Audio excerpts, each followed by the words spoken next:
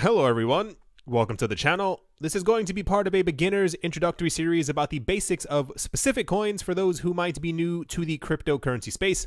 I'm going to go over the information and I will simplify in the best way possible so that you understand the basics of exactly what's happening within that cryptocurrency project itself. Without further ado, today we are going over EOS, sometimes referred to also as EOS, or some people even say EOS-IO, and yeah. It says the EOS blockchain is aiming to become a decentralized operating system which can support industrial scale decentralized applications. I will go over all of that in 1 second. This sounds pretty amazing, but what has really captured the public's imagination is the two following claims. They are planning to completely remove transaction fees. They are claiming to have the ability to conduct millions of transactions per second. For those who do not know what a blockchain is simply put, a record of all transactions that are happening on the network that can be viewed by anyone at any time. More or less, I said this in another video, imagine you have a Lego, and that is one transaction. You stack another Lego on top of that, you now have two Legos. Imagine you stack around 45 different Legos on top of each other, and each of them are transactions. As Legos are blocks, you have created a blockchain. You have created a chain of different transactions that are happening on the network. They want to be a decentralized operating system, which means that they do not have a central focus. There is not one single point of failure should the network be attacked by multiple people or multiple whoever wants to attack the network. It is not going to be as efficient because there are multiple ways that the network is actually running and is not in one central point. And the major point of EOS is that while other cryptocurrency projects out there want to be or are aiming to be peer-to-peer payment systems, that is sending money from one other person to the other, EOS is trying to take that one step further, and they're trying to more or less become their own worldwide internet, but on a blockchain, so that anything that you may want to do on the internet can simply be done on top of the EOS blockchain instead. I'm going to elaborate a bit further on top of that as well. When it comes to the transaction fees, typically we have seen many other cryptocurrency projects that, depending on the usage of the network or how much the network is being used at any given time, if there are an enormous amount of people on the network, fees tend to rise. And as such, the EOS team has said that they are going to have it so that there are no transaction fees, which makes it a lot easier to be able to use on a daily basis, as there are then no fluctuations in how much you have to spend in order to send to another person. The last thing here is that many other cryptocurrency projects, even though they are or have been around for quite some time, they have a bit of an issue when it comes to sending an enormous number of transactions through their network. And EOS is claiming that in the future, they will be able to handle millions of transactions per second, while even some of the more popular cryptocurrencies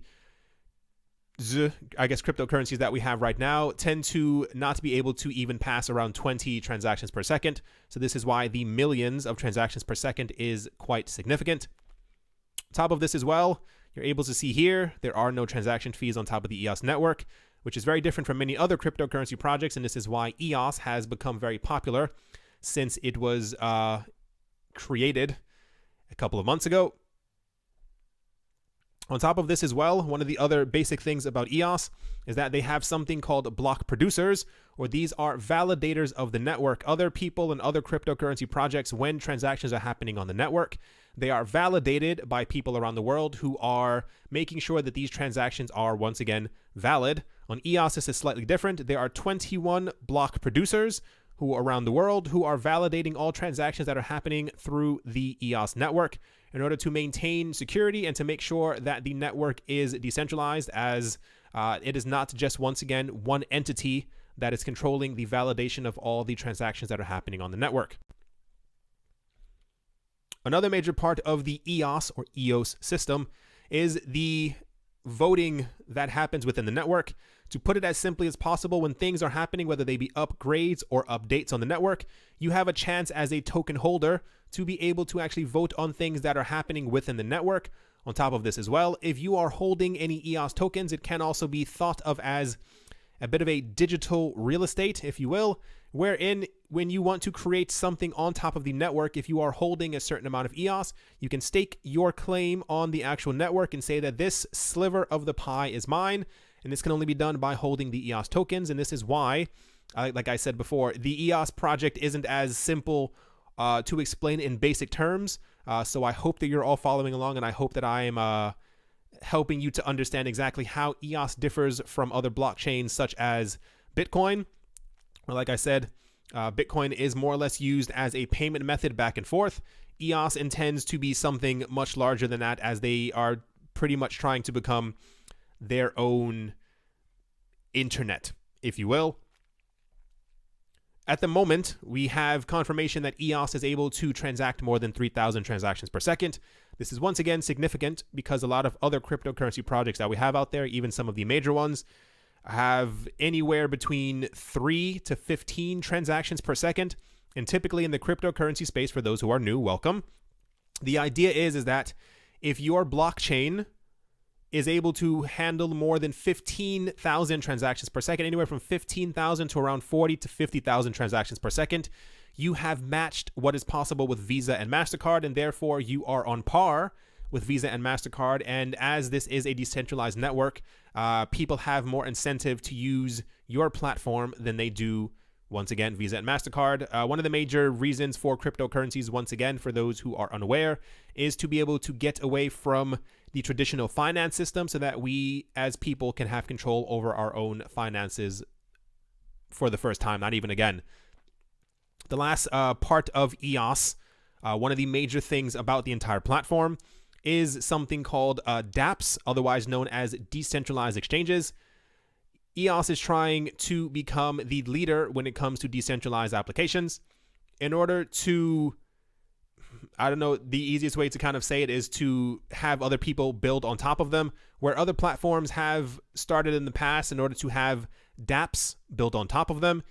EOS has made it so that their network language is a lot easier for developers to understand, and therefore they have the incentive to be able to build applications on top of them. And on top of these applications, you also have the free transactions, which also makes it a lot easier for your other customers who are using the decentralized applications to be able to use the dApps on their network. Pretty much it comes down to EOS is trying to become a free network so that anyone can build on top of it, as long as you hold the EOS token to be able to stake your claim as a part of the digital real estate on the network. You have to be able to, you don't have to at all. If you want to be part of the network, you're actually able to vote as well. They're trying to make sure that their transaction speed continues to increase as rapidly as possible so that they can get to where they need to be in order to be able to pass by not only other cryptocurrencies, but also the other traditional financial systems that we have. And yeah, that's pretty much it in its most basic form. It goes a lot deeper. There are other things. I've made other videos about EOS as well, so you can learn a bit more. This was the basics as to what EOS is and why we have EOS and what they plan on doing in the cryptocurrency space. Thank you all for watching. I hope that I helped. I hope that you are all having a great day, morning, afternoon, and or evening, wherever you are, wherever you might be. Hope it's absolutely amazing. Thank you once again for watching and or listening, and I'll talk to you all soon. See you.